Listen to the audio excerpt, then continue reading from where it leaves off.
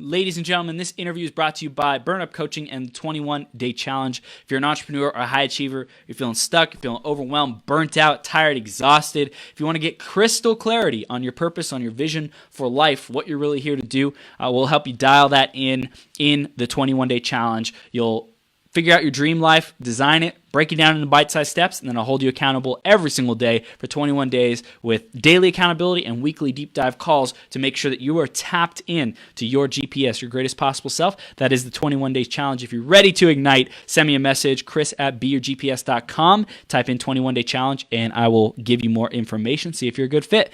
And you can also message me on Facebook if that is easier for you. Next up is going to be the iTunes review of the week. And guess who is on this week? It's Cynthia Sundance. And Cynthia says, Chris Burns goes deep for you.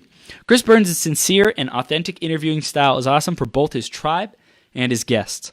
He makes sure each deep, juicy conversation is full of enticing insights, stories, tips, and ideas. Thanks, Chris, for showing up, highlighting your guests, and guiding your tribe. Because it takes a village for each of us to get up each day and share our gifts as entrepreneurs. We all resonate with different folks. We appreciate your dedication. Thanks so much for giving us that review, Cynthia. If you haven't given us a review yet, go to beyourgps.com/iTunes, and you can leave a review there or search Becoming Your Greatest Possible Self on the iTunes store and do it like that. Thanks so much in advance for doing that. This next human being, Brian Jones, is a family man, a freaking powerhouse. He has his own podcast with his brother, and dude, he's just making waves. And you are going to get so much valuable information about stepping into your heart, stepping into your like real happiness for life because of this interview. So make sure you have a pen and paper handy, ready to go, ready to take notes, because Brian is going to share the wisdom in just a minute. Let's read his intro and bring him on. Brian Jones is the founder of Fully Inspired Coaching. His passion is helping other business owners who are struggling in their personal lives. Whether it's consulting them on different marketing strategies or helping them find their inspiration, he lives to help others to take the first step into inspired action. He's also the co-host of the Jones Zone podcast, where he gives entrepreneurs and business owners a platform to share their stories. He and his brother have interviewed over 150 entrepreneurs, and he enjoys connecting with like-minded people. He is the father to two beautiful girls, Brenna and Bristol, and he's here today to give us massive, massive value. Oh my gosh, Brian, you ready to rock this, bro? Dude, man, yes. I am excited to be here. Thanks so much for having me on, man. I've been looking forward to it, man. Yes, dude, it's gonna be a blast. I was telling you before, dude. I saw some of your content. And I just love the consistency. I love that you're getting your message out. I just love what you're doing, man. And it's exciting to be able to interview another podcaster. There's so much similar mindset, and I love doing it. It's a blast. So thanks so much for being on here today, man. I really appreciate you. Dude, the pleasure is all mine. Man, thank you so much for the kind words, man. It's awesome. You're welcome. You're welcome, man. Let's dive right into the theme of the day, which today is how to increase your influence. So, Brian, what does influence mean to you, and how do you increase it? Man, great question. Influence, man, to me, it's about being authentic with people and being in a position to serve others and to help them. Yeah. So how I increased my influence and how I'm still, increasing my influence, in order to really understand, I want to tell you what it is that I do and why I decided to join or to start the Jones Zone podcast. Okay. My brother Chris and I were real estate agents, and we were brand new, and we wanted to like you said, we wanted to create an influence. We wanted to become influencers and not just do what everybody else, all the other real estate agents did with cold call, right, door knock, and all these annoying tactics that nobody really likes. But we were stuck. We were like, okay, how do we do this? How do we create an influence? How do we stand out in this industry? Right. Because, real estate's a really saturated industry. Yeah. It was around this time that we were watching this Inman conference, and Inman is it was one of the biggest real estate conferences in the country. And Gary Vaynerchuk was a keynote speaker. Wow. And a realtor in the audience was like, if you were a real estate agent, what would you do to stand out? And Gary V, being Gary V, took his phone. You're like, I would be the digital mayor of my town. I would start a podcast. I would interview school teachers, business owners, police officers, teachers? That would be the digital mayor. He's like, but also 99 out of 100 of you aren't going to do it. It's just the facts. So that's my Gary Vee impression. But my brother and I, we were like, dang, okay. So he's challenging. He's saying to a room full of real estate agents, he's giving you what he would do. Right. And 99% of the people won't do it, according to him. So Chris and I, our brother's name is Chris, by the way. Yeah. We looked at each other and we're like, we're going to be that one that does it. And so it was the full intention of this podcast was to not to monetize off of it, but to bring value to the marketplace. We wanted to, we went in with the intention of interviewing business owners, interviewing entrepreneurs, people in the community who are making a difference, and giving them a platform to share their story. So, increasing influence, we decided to start a podcast, publish consistently. And we got some amazing guests on. 150 episodes later, we're still rocking and rolling. And increasing the influence, the key to that, what for us was to be consistent and to bring value to the people who are the guests who are on the show and the listeners. So before we have a bunch of guests on, and they're like, hey, did you hear about these two brothers? They're real estate agents, and they're doing a podcast, and one's really good looking and charismatic and funny and charming. And then his older brother Chris is also there too. So I'm just kidding. He's probably watching and listening. But no, that's how we increased our influence. And we got to interview some amazing, awesome people. Yeah. And it's like when you're constantly being seen with people who you aspire to be like, and other action takers, people associate you with people like that. Totally. And that's how we've basically increased our influence, and we're continuing to.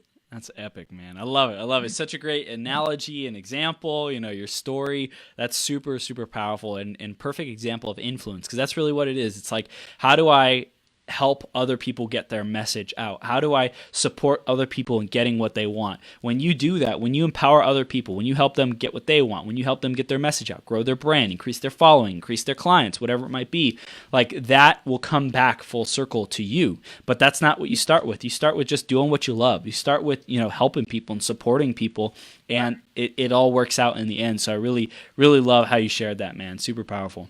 Thanks, man. And having that platform, I can't stress that how important that is enough. I mean, we've been able to meet. That's how I got here now. Yeah. Because of the relationships that I have built and that Chris and I have built coming from the podcast and the guests and continuing that relationship. Yeah. And you just meet like-minded people. It's a mindset. It's a mindset too, because before you're like, hey, I'm just looking for my quote unquote perfect client. And then when you have a show, you're like, who is awesome? Who do I know who's awesome? Yes. Let's be on the lookout for awesome people. It flips it because in real estate and in saturated markets, I mean, I could throw a rock in a crowd and hit 15 realtors. Pow, pow, pow. And you try to get meetings with people, and it's like, let's, the whole pitch. Let's do coffee. Yeah. Let's see how we can help each other's businesses. Yeah. And there's nothing wrong with that. It's just not I wanted to come from a place of contribution. Have a something of value that draws people to me. It's like attracting people to me, as opposed to me begging to knock down doors and. It's also scalable. It's scalable, dude. You're creating great content that can get shared again and again and again and again, and you don't need to be there. It can get played again and again and again and again, and you don't need to be there. Precisely, man. Exactly. I love it, man. And then Robert Garcia said, Brian is sickeningly charming. What else? Because I named 5 good qualities, so I mean, I can do what about? You got some more to shout out, Rob. Come on. He said he looks like half the good-looking guys that beat me up in high school. It's unnerving. Oh man, I can guarantee you, I wasn't beating anybody up in high school. I was the one going around. And, that's hilarious. Oh my gosh, I love it. So, dude, tell us a little bit more about, your journey, how you got to being, in real estate and being on the podcast in general. Let's go back. Like, how did you become this entrepreneur and this person who's willing to take leaps and do what other people aren't? How much time we got? A lot. So we'll go back, man. I was in the Air Force. I got out of the Air Force in 2007. Uh-huh. And the theme of my life, basically, I never really knew what I wanted to do. Like, even after high school, I was like, I kind of knew I wanted to join the Air Force, but that was really because I didn't want to go to college. Right. So, and I grew up on an Air Force base. I knew what to expect. So I joined the Air Force, and this is the theme of my life. Like, I went in what's called open general, which basically means I let them choose a job for me. Wow. And so they gave me a job, and I got out of active duty in 2007. And this was the beginning of a really rough period for me, because I remember it was summertime, and I was a few months removed from active duty, and I was having trouble just finding work, stuff that I wanted to do. And I ended up taking a job at Domino's. Nothing wrong with that. But it messed with my identity, because I was like a year earlier. I was a part of a team. I was deployed in the Middle East. I felt like I was part of a mission, but I didn't feel like it was my calling. Right. So I got out, and now I'm holding a sign trying to get people to go inside Domino's, and somebody threw like a slushie at me, and my confidence was shattered. So I was like, all right, man, I think I really messed up by getting out of the Air Force. So I went back to the recruiter, and I was like, take me back, please. No, we're not taking prior service, but you can go into the reserves. I was like, okay, well, next best thing, I guess. So I wanted that identity. So I kind of went back to the reserves, and I deployed to Iraq in 2009, and I came back. Still, keep in mind, I still don't really know where I'm going in life. I just know that I had to go to school. That's what everybody was telling me, go to college. So I enrolled in Winthrop University here where I live in Rock Hill, South Carolina. And I was a physical education major. So I started my journey going to school. And my last year, during this time when I'm at school, I'm working part-time at a gym. And it was a great job. I really felt awesome. I was learning. I became a certified trainer. I was helping people reach their fitness goals. And I had my last semester student teaching, and I realized I did not want to be a teacher. So like the high school kids, man, you talk about Rob Garcia talking about high school kids beating them up. Yo, I wanted to beat some high school kids up when I was teaching. I was like, there's no way I can do this. So again, I'm like, okay, what am I going to do?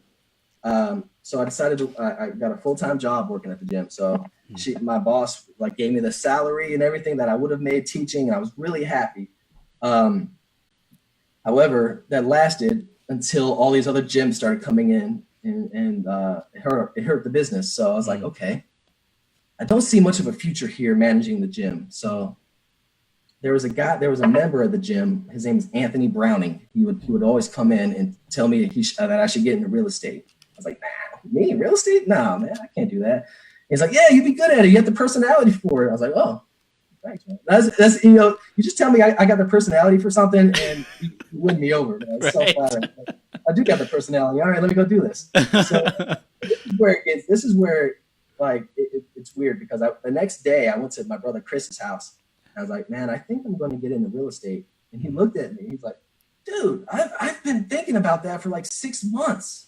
I was like, really? So we had a talk about it, and we decided to go for it. And before we knew it, we were taking the classes, getting licensed together, and we both got our license. I went with another firm initially. He went with a bigger firm, and we kind of did our own thing as full-time real estate agents, for the first 6-7 months. And then we decided it was time to join forces, right. And we got licensed, we joined forces, and then that's when we started to really kind of, okay, how are we going to differentiate ourselves? Because there's so many agents here. That's when we decided to start the podcast and get into everything like that. So, that's awesome, man. I love it. That's the beginning of my entrepreneurial journey. That's powerful. That's powerful. I love like all these different things that you tried, man. It's so valuable to share that and to share like in those phases of like, man, what am I gonna do? You know, and it's like banging your head against the wall, like, is this gonna work? Is this gonna work? Is this gonna work? And you just like kept moving forward.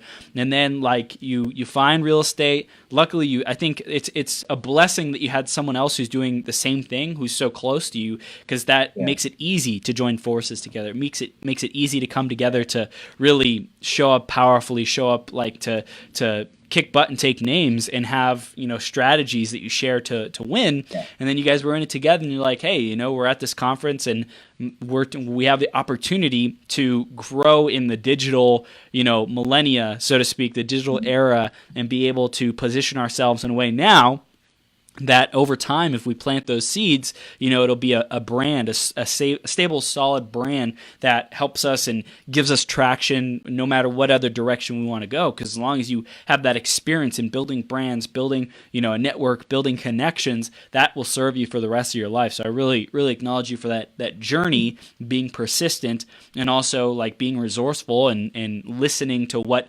someone who is quote unquote where you want to be said about you, and said about the industry, what's possible and why most other people won't do it. But you're like, you know what, we're going to be that 1%. We're going to be the people who you know, buck the current, who do what nobody else is willing to do. Yeah, man, totally. That's awesome. Absolutely. Awesome. And we have Rob Garcia with some more comments. He said, if you interview 5 of the right people, you gain 5 new audiences. So like if you reach the right people and they promote you out and like, you know, like share, that's super powerful, because then you get to tap into their audiences, which is huge. It's one of the biggest values of interviewing guest experts and guests on a show. We've had several guests on the show, on the Jones Zone podcast, who have like referred us and brought us so many guests. Yes. Like our friend Celia Thompson, she's amazing. She's awesome. She's really big into the fitness community here in Charlotte. She single-handedly has introduced us to probably like 10 or 15 of the guests. And it's like, awesome. She's awesome. So if you're watching this, you're awesome, Celia. That's awesome. Then we have right people, man. Yeah. That's it. Rob also said, Brian, how much effort do you guys put into branding? Ooh, good question. We put a good bit into it. Not as much as we should. And quite honestly, you know, I'm human. I get busy. I'm running a business, but branding, like the podcast has really kind of taken on. A lot of people know about it here locally, especially. But the branding, I definitely want to show up more. But yeah, we put a good bit of effort into the branding initially, especially during the first stage, because we were doing videos as well. I didn't even mention that. We did a lot of videos for local business owners, and we did it in a way that it was our personality. We always have to show off our personality, because we don't want to do the boring videos. We're here with Kenny, who owns. No, we like to have fun. We did a CEO shootout. So basically, we decided who our CEO was going to be. Between Chris and I, by having a 3-point shootout, in which I won, by the way, beat him by 1 shot. So all of that was part of our branding, because we wanted people to know, like, yeah, we're serious, but we like to have fun too. We're good at what we do, but you know, we like to show off our personality. Yeah, so powerful, man. So like you're getting all this wisdom in starting your own podcast, in connecting to amazing people with powerful stories, entrepreneurs, visionaries, leaders. How did you make the entry, so to speak, into coaching and into, you know, confidence and like leading with your heart and that kind of thing? Like, when did that start being a powerful direction that you knew you wanted to go in? Man, I was glad you asked that. So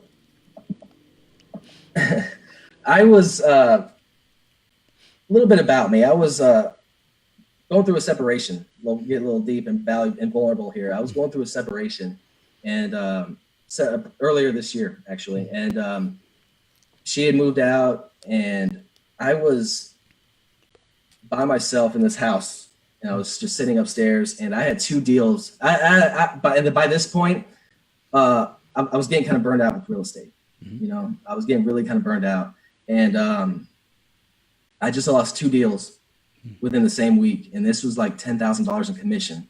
You know, $10,000 that I really needed. You know, and my back was against the wall. I was upstairs by myself, and I was sad. You know, and I just started like crying, man. I really did. I started crying. I was like, how am I going to get myself out of this? Like, what am I going to do? And then I stopped crying for a little bit. I was like, okay, what am I going to do? And I realized something clicked. I'd done an interview prior with a coach who's actually a coach of mine now. His name's Brandon. And on the podcast earlier back, he asked Chris and I the question. He was like, what's the point of your business? And it's funny because we were listening back and we were kind of like, what is the point of our business? To be happy. We wanted to be happy. So we were kind of, me in particular, I was relying on a business to make me happy. And so that's you don't want to rely on external factors to make you happy. So what Brandon said really stuck with me, and I went back and listened to it. He said, what if you started a business around what makes you happy? I was like, oh man, what makes me happy? And started thinking, I was like, man, why did I get into real estate? I got into real estate because I like helping people. You know, I want to serve others. So I was like, okay. So that was the catalyst where I was like, okay, I can do something else that makes me happy. And the whole theme of that podcast where we interviewed him was about doubling down on your happiness. And to this day, that podcast has been the most impactful episode that I've ever done, because when I was sitting in that empty loft by myself, just crying, and like, I was like, there's more to life than this, because that wasn't the first time that I felt that way, man. Like I was never taught how to, and I think this goes to like a lot of us, Chris, we're not taught how to deal with emotions. Especially like those low energy emotions of anger and sadness and depression. Anger turned inward is depression. And so I was like, man, I'm just angry at myself. Why? How did I get into this situation? You know, we're not taught how to deal with those emotions. Luckily, the coach that I have helped me through that. And he's like, you climb up this emotional ladder. So what does that mean? It's like, okay, it's giving yourself permission to feel the feelings. You know what I mean? It's like, okay, I'm angry. Instead of saying, or in my case, okay, I'm sad. Instead of saying, okay, don't worry about this. Don't be sad. Focus on something else. I learned, I was like, man, okay, I'm feeling sad right now.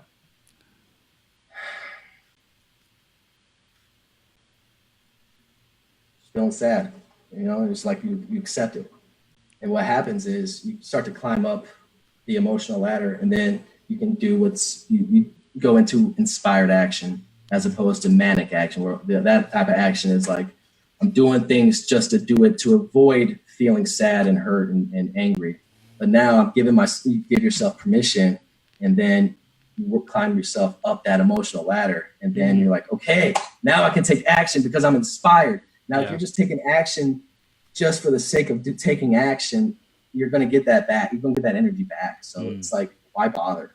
Take inspired action. And since I learned how to do that, my whole life, it's not perfect by any means. I still go through times, but I know how to deal with it now. So you have a process to get from those tough places and spots to get to where you want to go. It's like you have a bridge, you have a ladder to get from where you are to where you want to be, and so now you're able to facilitate other people doing that same thing. Exactly, and that's what I'm so like focused on right now. I'm passionate about that, because so many guys out there, men specifically, man, it's like it's a sign of weakness to show emotion, but it's not.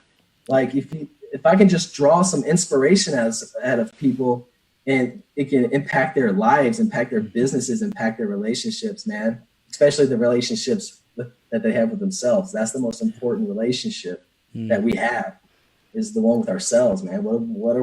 How do we feel about ourselves? What do we want to feel about ourselves? A lot of people don't even think about that, man. They really don't. They don't want to, because it's scary, to be honest. It really is. When you open up your heart, man, to really receive love and give love, you open up your heart to like the pain and sadness, all these other feelings, and it's just easier sometimes to just kind of like suppress it. But Yeah. Just To because you numb. suppress it. To numb. Like so many people are numbing and running and hiding and depressing it, suppressing it. And that's why we live in a society where there's so much like outbursts of stuff, whether it's, like getting drunk and having accidents or even like violence with men. Men aren't able to share their emotions and like really share what's going on in their life, and in their mind. So they feel like they have to stuff it all down. And that's what causes like big blow ups that, totally make men the enemy or whoever, like it just sucks that there's not a space for them to feel like they can share that deepest, darkest stuff that they're dealing with. And another example of how I knew that something had to change. As I just sold my house, my wife and I were separated. I moved back in with my mom and dad until I got my apartment. I was like, they were holding one for me, but I had my girls with me one day. And this is like, if you want to be a better father, like this is so like, this is really important to me. You can probably tell, like, if you want to be a better father, you don't want to lash out at your kids. Listen to what I'm about to tell you. Here I am with my two girls in the room that I grew up in my parents' house. My confidence right now, I don't have to tell you. Right. It was non-existent, man. I was so frustrated because my youngest daughter, Bristol, was crying and she was really clingy. I took no consideration into the fact that their lives have been turned upside down. And like, I screamed at her. Immediately I was like, shit, I gotta do better. So taking the time to like feel those feelings, because it's rough, man. It's really rough. The ones you love the most suffer the most. Dude, thank you so much for really just being real there, and like we could feel it, that moment where you're like, you just don't even know what to do, and then you don't know. I screamed and my mom and dad came in. I was like, shit, I gotta do better than that, man. Because the looks on their faces and like the looks on my girls' faces. I was like, I'm never gonna do that again. Dude, that's so powerful, Brian. Seriously, I acknowledge you for the courage to share that right now, and just like the courage to face that was a part of your journey, and that's also not who you are. That's not what you're committed to. It's not the values that you're committed to being a champion for in the world. So, dude, I really, really acknowledge that. And like, it's such a powerful part of you seeing, hey, like, what am I committed to being in the world? And whenever you're out of alignment with that, now you're like, hey, there's no way I'm going to stay in that. I got to have a process. I got to have something, whether it's a daily process of, making sure that I'm in optimal mind space and exactly where I need to be. So no matter what happens, no matter what kind of chaos goes on in life, I'm going to be able to handle it and bounce back from it. And we do have a lot more comments. We have Robert said, Brian, I can get you a bunch of sponsors. Let's have a combo this week. So awesome job, Rob. Thanks for sharing that. Jimmy Coleman said, hey, dudes, didn't know you guys knew each other. Great people. Thanks for showing up, Jimmy. Appreciate you, man. J. Cole. Yeah. And we got... Yeah, and then we got Robert Garcia said, pretty sure Brian sucker punched me after Mr. McKinley's fourth period Spanish, going back to the high school bullies. That class. Come on. And then we had Catherine Katz say, Brian and Chris are awesome. So much fun. Thanks so much, Catherine. You rock. Appreciate you. Yeah. It's just and Catherine, she's a entrepreneur here. She owns but yeah, she was a former realtor. She's part of the Glow Body, and she was introduced to us through Celia. It's part of that. It's when you interview the right people, it's almost like the tribe thing. You're building up your own tribe, man. And it's amazing to watch it unfold. It's amazing. Yeah, man. I love it. I love it. So let's start diving into like how can our audience step into their happiness even more and like really tapping into their heart, tapping into to their love and living a life that they're really proud of, man. And that's aligned, that's congruent, that's real. I can share with you, what I've done and how it's just, transformed and awakened a side of spirituality in me that I always kind of knew was there, but didn't really do anything about it. Yeah. Find what makes you happy and double down on it.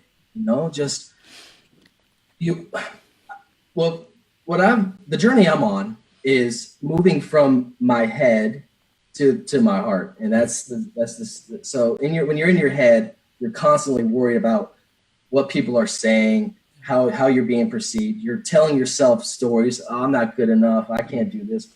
Imposter syndrome in business, especially. When you move from here and you come, instead of looking for happiness, like one day I'm going to buy this car. I'll be happy when I buy this new car or when I get this new house, I'm going to be happy. Eventually, one day I'll be happy. What happens when you flip that? What happens if you flip that? What if you decide that, hey, I choose happiness? Like you can choose happiness. It's a choice. And once you realize that, your perspective changes.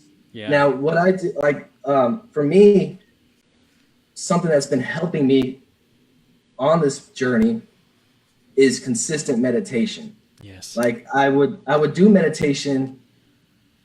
I've done meditation before, but not consistently. Right. And I didn't respect it, to be honest with you. I understand the power of taking 20 minutes out of the day and making sure that you're aligned physically, mentally, emotionally, spiritually.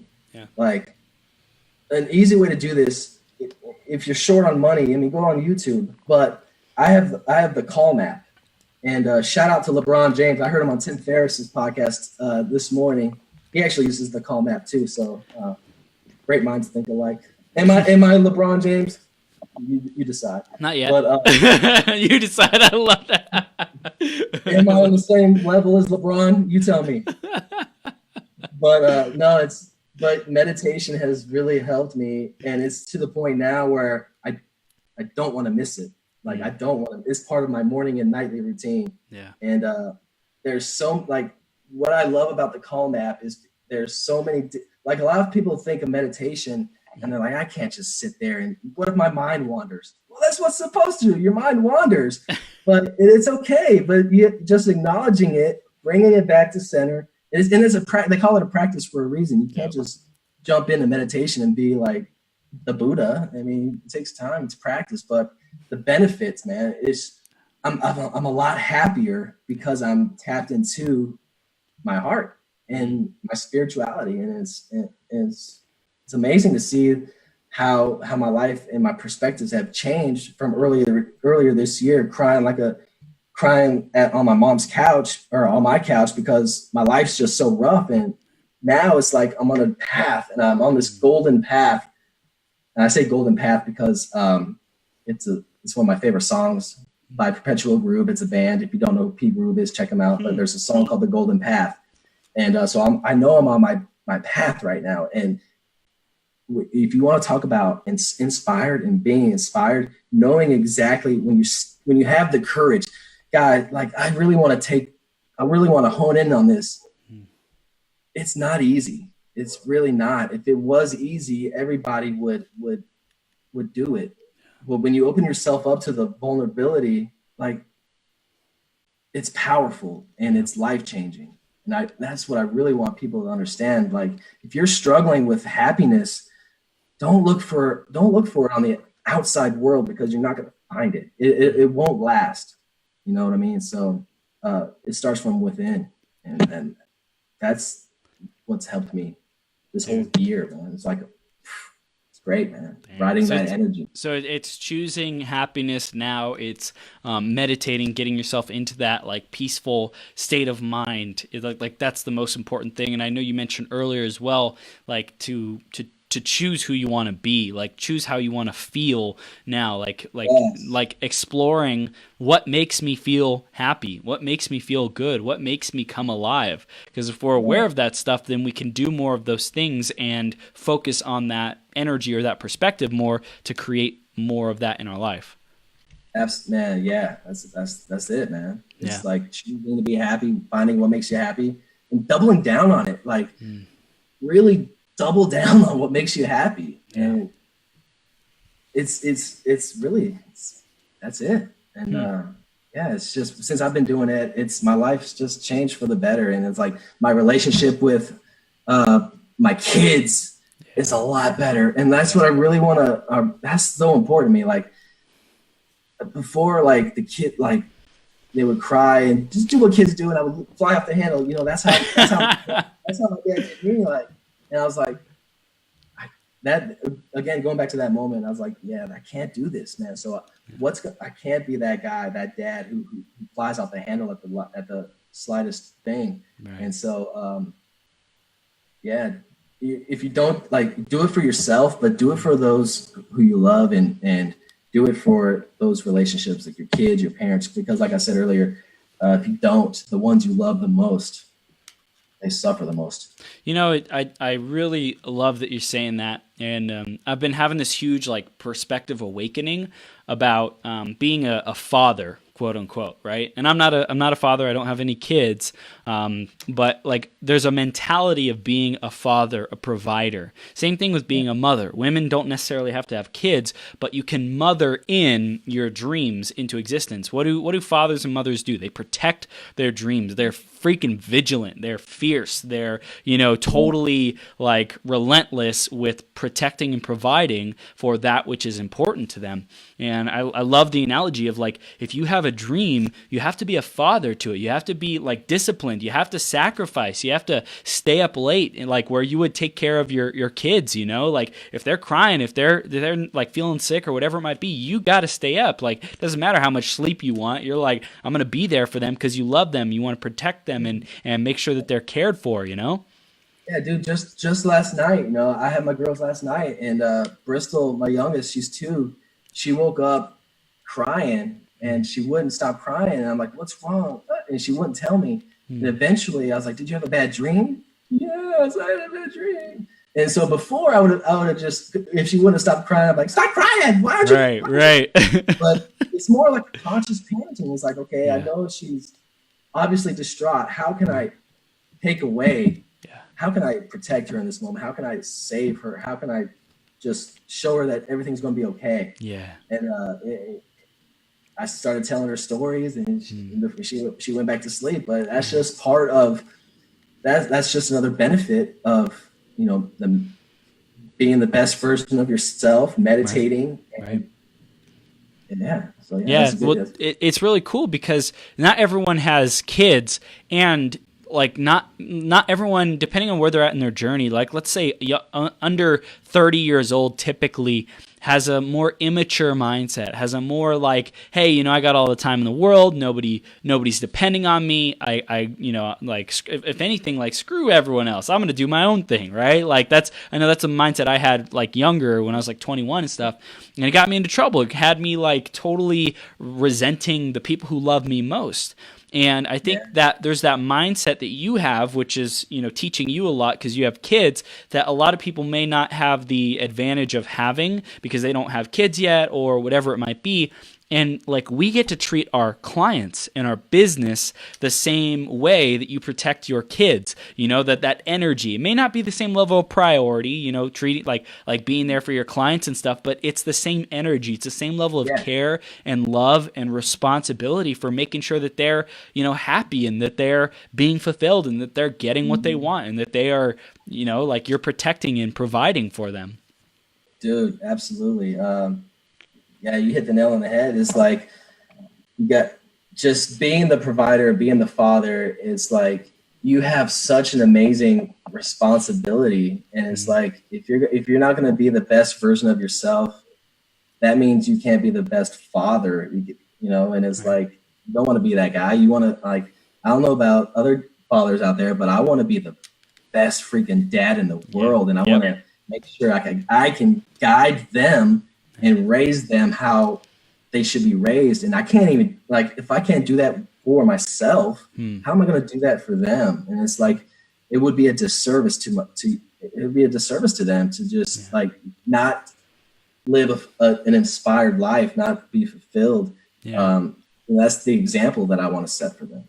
Well, that's powerful. Like that's what you're committed to. And I think what you and a lot of people, and even me, I get to step into this more. We get to step into that we are the best father. You are the best father. You are providing all these things. You are helping them, grow up to be amazing human beings. So it's like, own that. A lot of people are so judgmental and harsh on themselves because they don't feel like they measure up. They're not enough. They're not, showing up how they want to be, quote unquote. And it's like, if we simply say, hey, I'm the best freaking coach. I'm the best, service provider that these people could be asking for, because if you don't like toot your own horn, so to speak, if you don't talk yourself up, if you don't acknowledge yourself as the best that these people can be getting, then you're going to like sell yourself short. You're going to self-sabotage. You're going to take yourself out of the race. You're going to say, well, it's not that big of a deal that I didn't close that client. It's like, no, if you're the freaking best, they deserve the best. And you're going to fight tooth and nail. You're going to fight for every inch to make sure that they get the best because you believe in yourself and you own that, and I think that's a super big part of, being happy. It's like, because if you are happy, you're like, I am being the best happy that I can be. And if I'm being the best happy that I can be, I'm going to be the best service provider. I'm going to be the best lover. I'm going to be the best, family man. I'm going to be the best whatever, brother, sister, uncle that I can be. And I know that I'm going to deliver to these people my absolute best, and they deserve that. And I'm not guaranteeing that someone else out there is going to deliver the best. So I'm not going to let them get away with, getting anything less than the best, or possibly getting anything less than the best. So I think that's such a huge, powerful mindset to step into as the provider, as the quote unquote father or mother, as the person who's responsible for delivering the best, for making sure, you're making sure your kids have the best upbringing by being the best dad. Dude, absolutely, man. And that's what you I can't even say it any better. You knocked it out the park with that, man. That's the truth. Yeah. It's like, coming from a place of what I do is priceless. Yeah. You're the best coach in the world, man. Yeah. What you do is priceless. And when you have that mindset and you truly believe that, the world's your oyster. Really it is. You're not stopped by your limiting beliefs. And I think there's a phrase, it's better to shoot for the moon and miss, because then you'll at least land amongst the stars kind of thing. It's like, declare that you're the best, and if you show up as less than that, then hey, you have room to grow. But set the standard that you're being your best, and declare that I am the best at what I do, at delivering my unique special sauce, whatever it might be. Just set that bar at that level, because anything less isn't worthy of your life force. You have infinite potential, and if you aim lower, you'll, most of the time we're not perfect, so we're not going to hit that mark that we're always looking for, right? Right? So we're always going to it's going to be a little bit of inaccuracy, a little bit of imperfection, a little bit of not measuring up exactly how we wanted to, and that's okay. We just get to have grace for ourselves when that happens, and know, hey, we're doing our best, but at least we're going to keep aiming for it, because to aim for anything less would not be worthy. I tell you what, I'm inspired. It's like, it's the truth, man. And that goes from living, when you're living that ego-based, I didn't get my goals, I'm a failure. No, it's fine. Don't beat yourself up.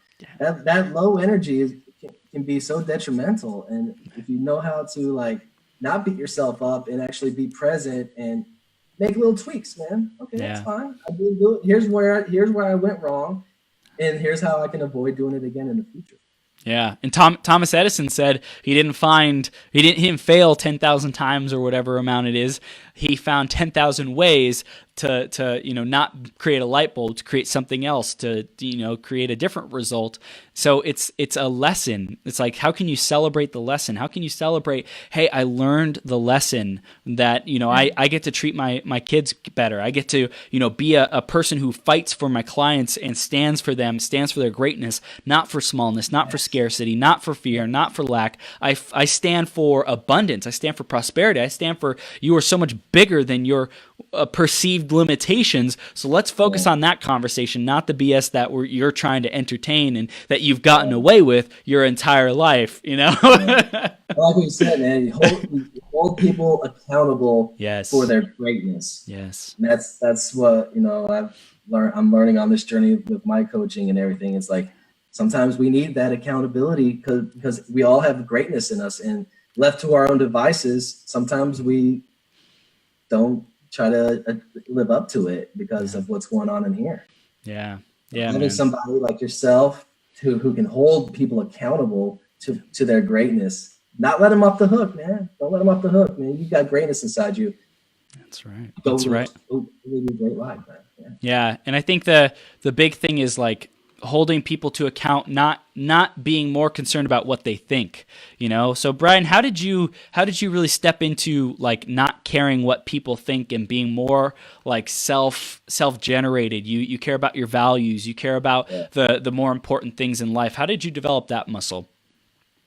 Be perfectly honest, it's still developing, but what led me to what I've done to strengthen that muscle is, I know I've said it before, but meditating and just knowing that there's going to be people out there who are not happy with themselves, and they're trolls, man. There's people out there just going to be haters going to hate. Yep. And separating, not placing my self-worth on what they think.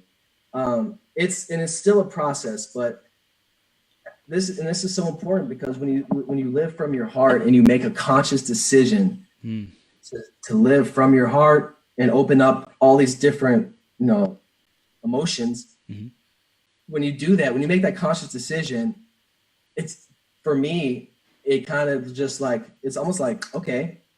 And then because I ride that energy, I've made that conscious decision to step into my greatness, and you know what? It's opened up doors. It's the universe that's just like, it's opened up doors, and I ride that momentum and I ride that energy, and I don't care really if people don't like it, because that's on them. I can't make everybody happy, and I'm not even going to try to attempt to make everybody happy. It's just those, those who love and support and care for you, they're always gonna be there. And the other people who don't, if they make snide comments, I realized that I've learned to listen to my ego and then kind of like flick it away. Like because before, if I'm in my head, I'm like, oh my God, what's he gonna say if I say this? Or what are they going to think if I say I don't want to do this anymore? I don't want to do real estate anymore. What are people going to say? Are they going to think that I'm a quitter? Are they going to think that like I couldn't hack real estate? But there's a peace, Chris. There's a peace when you make that decision to, step into, double down on your happiness and step into your purpose and passion. It's really like it's just, there's a peace there where nobody can touch you, man. Nobody can touch you if you learn how to move from your ego and your head to your heart. And I just got to give credit to a lot of people who've helped me achieve that. Brandon Hawk's one of them. He's a great guy. Just people like that who hold me accountable to my greatness it's inspiring to me, because I want to do that to others, because I know there's so many guys out there who are struggling in their business and their life, and I just want to help them hold themselves accountable, man. That's a long answer for that. I love it, man. It's like from the heart. So were you gonna say something? Go ahead. I was gonna say, so from like operating out of the heart, it really takes getting clear on what makes you happy. It's meditation. It's like doing the basics. It's like caring about people. It's taking care of your loved ones, putting them first. And, one thing you were mentioning is like when you focus on serving your loved ones, it takes the focus off you. For a while you were probably focused on you, like, man, this sucks. Like, what am I going to do? What are people going to think? And then you started focusing on your daughters and, your family and the people closest to you. And you're like, man, I'm going to step the F up because they deserve better. They deserve Brian, super coach, super hero, super entrepreneur who's making a massive impact in the world so that they can be inspired to their greatness and so that they can have a great life provided for them.